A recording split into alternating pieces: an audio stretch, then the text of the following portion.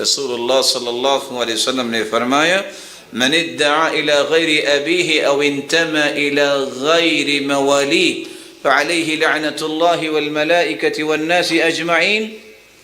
اے اللہ، جو شخص بیٹا کسی کا ہے، کہتا نہیں میرا فلاں باپ ہے، خاندان کوئی ہے، وقتی اور بناوٹی عزت چاہنے کے لیے کہتا ہے نہیں میں فلاں خاندان کا نہیں، میں فلاں خاندان کا ہوں، اس پر اللہ کی بھی لعنت، یا اللہ تو اس پہ لعنت بھیجنا اور تیرے فرشتے بھی لعنت کرے اور تیری پوری مخلوق بھی اس پہ لعنت بھیجے۔ یہ کیا بات ہوئی؟